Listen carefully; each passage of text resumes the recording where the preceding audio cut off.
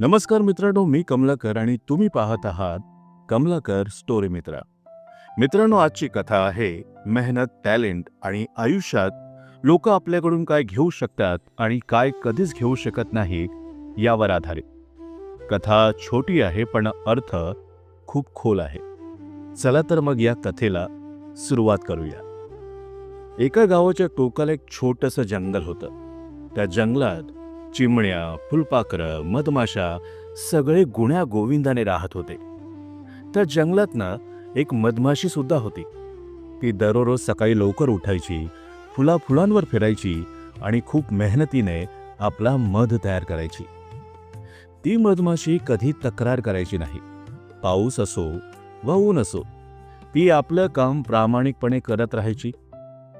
एक दिवस झाडावर बसलेली एक चिमणी हे सगळं काही पाहत होती. तिला राहावलं नाही आणि तिने मधमाशीला विचारलं, "काय ग मधमाशी, तू एवढी मेहनत करतेस पण माणसं येतात आणि तुझा मध काढून घेऊन जातात. तुला वाईट नाही वाटत का?" मधमाशी थोडा वेळ शांत राहिली. मग हसत हसत म्हणाली, "वाटलं असतं वाईट जर त्यांनी माझी कला हिसकावून नेली असती." चिमणी गोंधळली. ती म्हणाली, "म्हणजे काय?"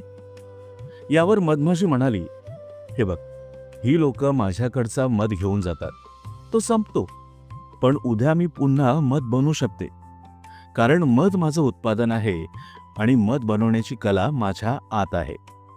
मधमाशी पुढे म्हणाली, "हे बघ, कोणी माझी मेहनत ना वापरू शकतं, कोणी माझ्या कामाचा फायदा पण घेऊ शकतं, पण माझ्या आतली जी कला आहे ना, ती माझ्यापासून कोणीही हिसकावू शकत नाही." ही गोष्ट ऐकून चिमणी शांत झाली. तिला समजलं की खरी संपत्ती ही बाहेर नसते, ती आपल्या आतच असते.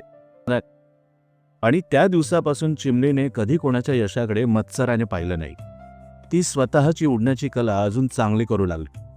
आणि मधमाशी, ती आजही तशीच मेहनत करते, कारण तिला माहिती आहे, लोक येतील जातील, पण तिची कला कायम तिच्याजवळ राहणार. मित्रांनो, ही कथा फक्त मधमाशीची नाही, ही कथा आपली आणि तुमची आहे. लोक तुमचं काम घेऊ शकतात, तुमच्या मेहनतीचा फायदा घेऊ शकतात, पण तुमच्यातलं टॅलेंट, तुमची कला कधीच कोणी घेऊ शकत नाही ना. म्हणून स्वतःवर विश्वास ठेवा, तुमच्या कलेवर मेहनत करा आणि इतरांशी तुलना न करता स्वतःच्या प्रवासात आनंद शोधा. जर ही कथा तुम्हाला आवडली असेल तर व्हिडिओला लाईक करा, चॅनेलला सबस्क्राईब करा आणि अशा साध्या पण अर्थपूर्ण कथा ऐकण्यासाठी कमलाकर स्टोरी मित्रा सोबत जोडलेले रहा. पुन्हा भेटूया पुढच्या कथेत. धन्यवाद.